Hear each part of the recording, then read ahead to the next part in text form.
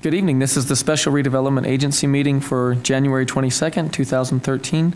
Let the roll call reflect that all board members are present. First is approval of minutes. The minutes of the work session from June 12th, 2012. Board Member Van Hoosier. I've reviewed these minutes and found them to be correct, and I move that we approve the minutes for June the 12th, 2012. I'll second it. We have a motion to approve the minutes from Board Member Van Hoosier and a second from Board Member Wicks. This is a voice vote. All in favor? Aye. Any opposed? That passes. Next on the agenda is reports from administration. Mr. Johnson. Mr. Cooper is going to make that presentation.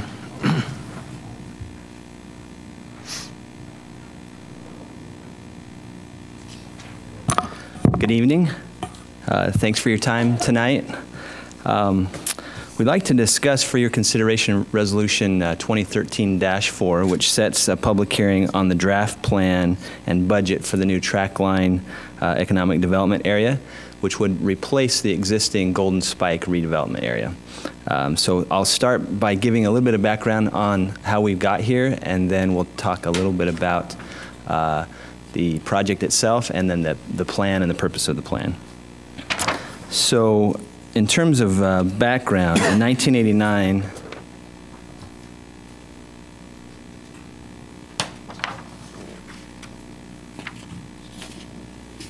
the Golden Spike project area was created, and it was created in the West Ogden area, basically between Exchange Place and the Weber River there. The purpose of the creation of this area was to entice new business, specifically manufacturing, industrial, distribution types of business. And in fact, when the project area was created, there was a business in tow, so to speak, a malt company who wanted to site their location here, and was the kickoff of the project area. So they went through the process of establishing the project area as an RDA, a redevelopment area. And after that was all finished and approved, the project that they anticipated from the malt company never came to pass. And so since '89 to today, the project has sat really unutilized. There's only 2 or 3 active businesses in the area, 2 of which I believe are no longer in business. And so there's really not a whole lot going on in the area in terms of commercial investment. It still exists as the old Union stockyards in some way, shape, or form. And the business owners are willing, or excuse me, the landowners are willing to sell and are willing to see a new era come to pass in the area. So we have been working over the last 7 to 10 months with a developer to kind of create a new vision for the project area. And in the process of doing that, we've established the need for a mechanized incentive, which is the EDA. And I'll get to that in a minute. In our discussions and in our programming, we've changed the boundaries a little bit. The boundaries of the current proposed plan no longer go past the river, so they're stopped just south of the river. They're limited to the tracks on the east side, similar to as the old Golden Spike plan. The change here is that it's incorporating this area here, which is being proposed as a rail facility, a transload facility. So that's a change from the old plan to the new plan. And then it also encompasses this area adjacent to 24th Street, and I'll explain that in just a moment. So we have made some boundary revisions, and this is kind of the current version of that. In November, on or about November 27th of 2012, we presented to you folks a participation agreement that was a formal agreement with a developer that kind of set forth the obligations of the developer and the obligations of the agency as we try to work this new project area out. And that was approved on December 18th. We also presented to you for approval a resolution that allowed agency staff to go forward with the development and the draft of a project area plan, which we've done, and which is what is in the packet tonight. So in terms of the actual EDA project area, it was deemed necessary to move to an EDA because the existing RDA that was developed in '89 was really insufficient to cover the needs of the project area today. There was no budget adopted back in '89. There were some limitations to the project area that really don't work with what we're trying to envision now, and so it was deemed necessary to potentially abandon the old project area and propose the creation of the new project area, which is an EDA. EDA, economic development areas, differ from redevelopment areas in the fact that there is no eminent domain associated with an EDA. So as the development happens, it'll happen through private development. The agency nor Ogden City will own any part of the land or any part of the development. This is a privately owned development that will be developed through private means and incentivized through public measures, which is the EDA. So there will not be any eminent domain exercised associated with the economic development area. So part of what the plan does is it sets the project boundary, which you see in front of you. It sets some of the requirements of development and some of the standards of development. So it defines architectural features, it defines who can develop what, and it also defines the financing incentive associated with the project area. And so that's important as we move forward with the private developer. If it was not for the creation of a mechanism such as an EDA, this project would not be possible.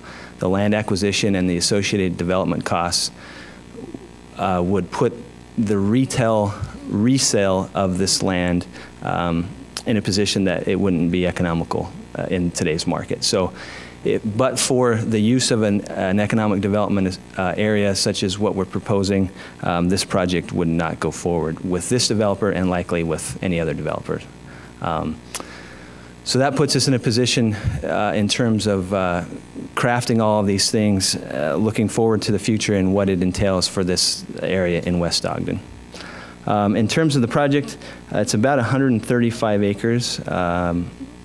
There's roughly 118 parcels that would need to be acquired and developed and then resold as finished lots. 5 of those parcels are commercial-based parcels, and 80 or so of those, or excuse me, 5 of those parcels have businesses on them.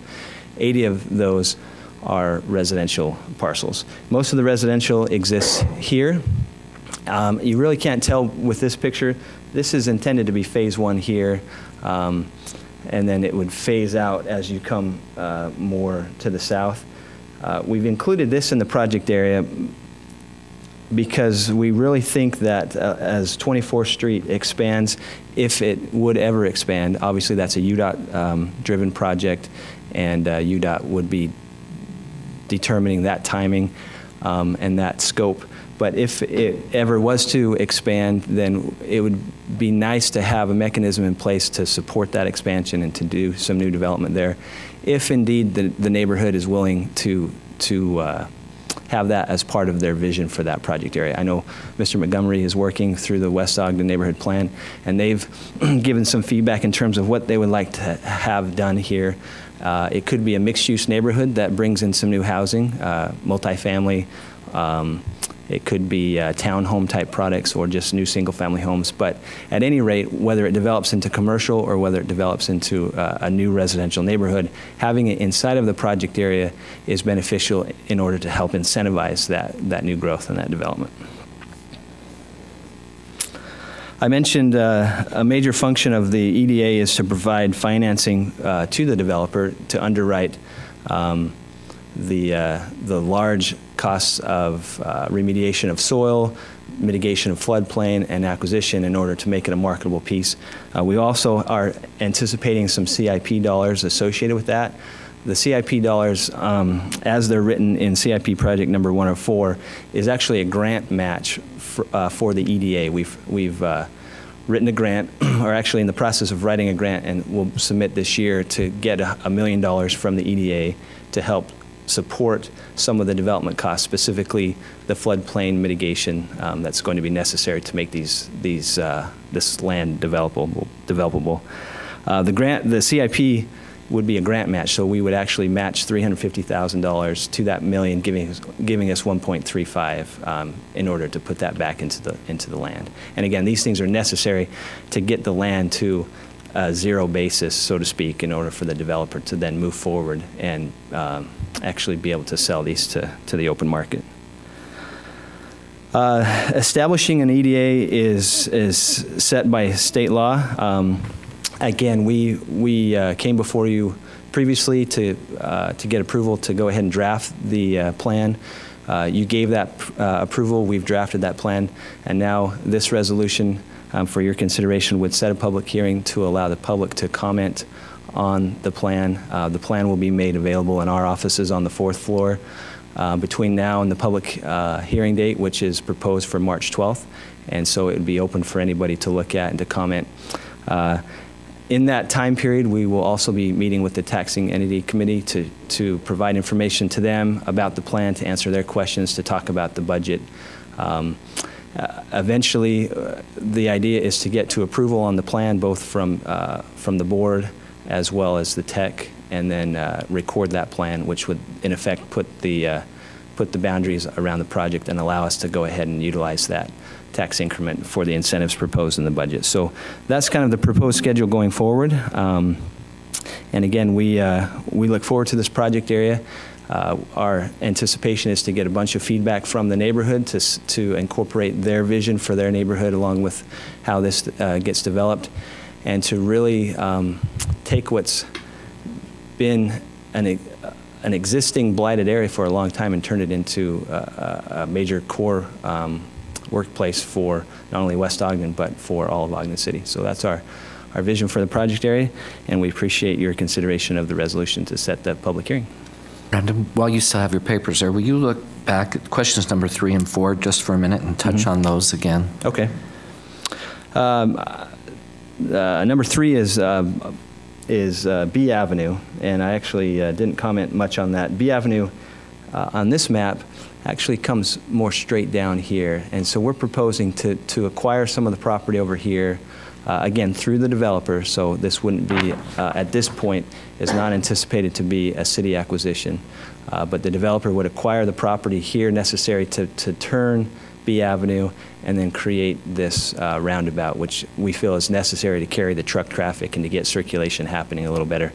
The layout of this roundabout could be over here. You know, the Exchange building is here, and that's the only historical building in the project area. And so again, we have plans to renovate that and bring it back to its true form.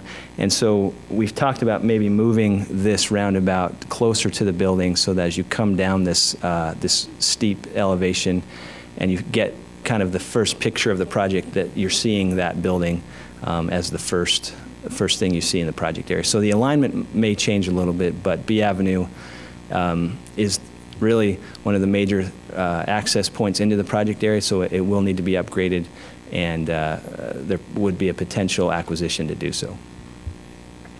And then the area, you know, adjacent to 24th Street is primarily residential. Right here. So again, being a privately driven project through the developer, there would be no, you know, city influence in terms of getting these folks to sell. It would be a private transaction between the developer and the private property owners, and with the ability to really recreate anything that the neighborhood would want. It could be mixed use, like I said, it could be commercial along 24th Street and residential in the back.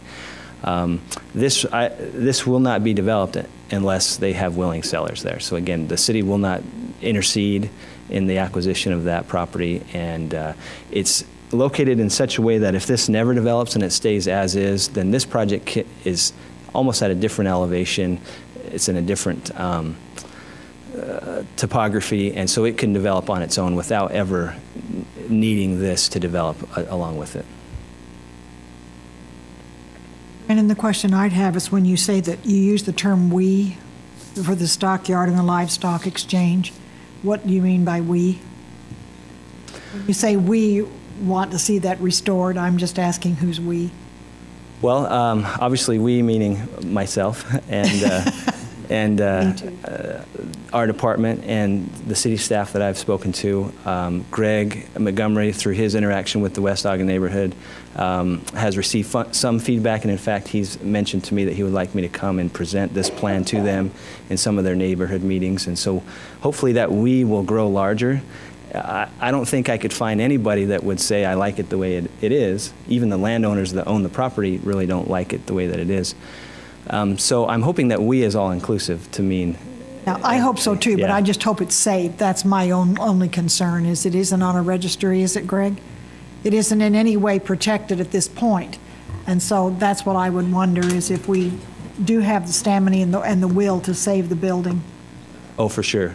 Good. It's really the marquee element of the whole project, right? We will lose so much of the historical element of the project through just the nature of redevelopment that we have to try to just grasp onto as much of that history as we can. And this has a major historical significance in Ogden. I mean, it's one of the biggest livestock yards in the entire country, rivaling Chicago and New York and some of the bigger ones. So we'll do everything that we can to preserve that historical significance. It's important to us as well as the developer. And Brandon, isn't there an effort being made to get it on the National Historic Register? We're right at the beginning of that effort, so it's going to be a long road, but we have a clear path, and that's our goal, is to get it on the register.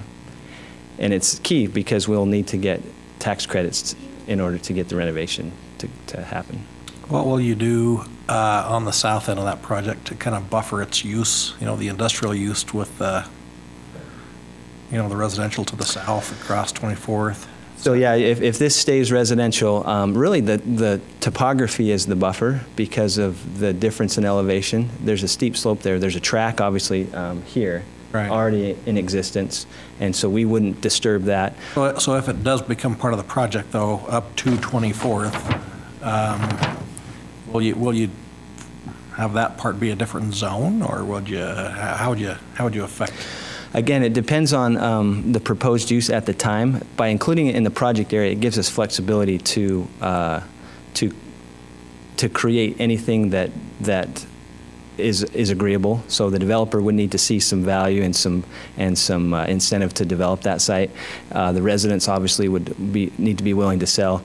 So by putting it in the project area, it gives us flexibility for it to turn into anything it really wants to be. In terms of zoning, we would deal with the necessary zoning at the time. Right now, I believe it would need to be rezoned to include, manufacturing and that section specifically. And it would possibly need to be rezoned to include mixed use. So we would address that at the time the project was being proposed. Okay. Yeah. I'm sure there are several projects in this. Can you address, does the project go to the Smith and Edwards building? And if that is the case, then is that part of the development that we're looking at the present time? It is a future phase, but again, that's another key element of the project area because of the view that you have as you come into town. I mean, 24th Street is the historical entrance to the downtown area. And as you come over that view, that's the first thing you see along with the train tracks. And so to me and to the developer, that's a key component. That's going to garner the largest price tag in terms of retail price. And hopefully we'll get a user there that is willing to build a magnificent building that's going to be kind of the gem as you come into the downtown area. Or could that be Project 2 then, or? It is Phase 2. Phase 2? Yeah, so we have, this area is quite large, and so we anticipate this taking a few years, and then our acquisition schedule doesn't allow us to close on these properties for a while. Bert Smith is the seller, and so he had some conditions in his property sale that doesn't allow us to close immediately. So we've put that to Phase 2, allows us to focus here, get some critical mass, and by the time we get to that area, not only will we have potentially the funds to tear that building down because it will be expensive, but it'll give us time to get an end user in place that's willing to invest in that site. Any other questions? Thanks for the reminder. Thank you. Mr. Chair, could I request a short recess for just a second while we look at the details of this proposal for just a minute? Could we take a 3-minute, please? Thank you for the short recess. Go ahead, please. Thank you. It was brought to my attention that there is some illustrative differences between this map here, which is a phasing map, and an illustrative map. The accurate boundary map is on page 37 of your packet, and so that'll show you the exact boundary of the project area, which, for clarification, does include this building here, and does include this area up here. So thank you for bringing that to our attention. Okay. Okay. Any other Thank you. questions? Yep. Thank you.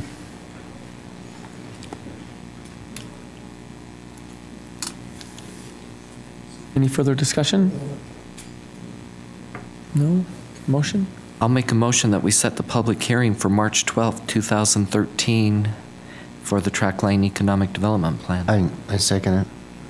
Mr. Chair, sorry, we need a clarification. We need, the motion would need to be to adopt the resolution which sets the public hearing. I'll change that to adopt the resolution to set the public hearing for March 12th, 2013. I second it. Okay. We have a motion to adopt proposed resolution 2013-4 to set the public hearing for March 12th, 2013 from Vice Chair Garner, and a second from Board Member Stevens. This is a roll call vote. Board Member Stevens? Aye. Board Member Van Hoosier? Aye. Board Member Wicks? Aye. Board Member Gochner? Aye. Board Member Heyer? Aye. Vice Chair Garner? Aye. Chair Blair? Aye. That passes. Next is public comments. This is an opportunity to address the board regarding your concerns or ideas for the Ogden Redevelopment Agency. City Council concerns should be expressed during a City Council meeting.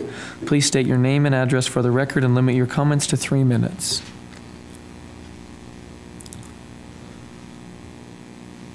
I don't know if this is...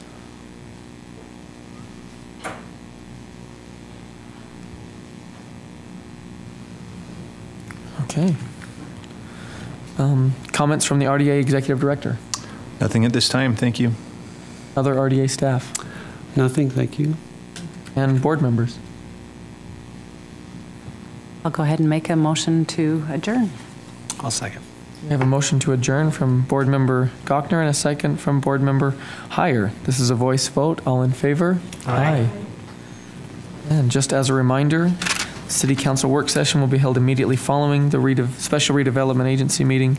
The purpose of the work session is to discuss the Jefferson Community Plan, to receive a council staff review of the capital improvement plan, and to discuss other council business.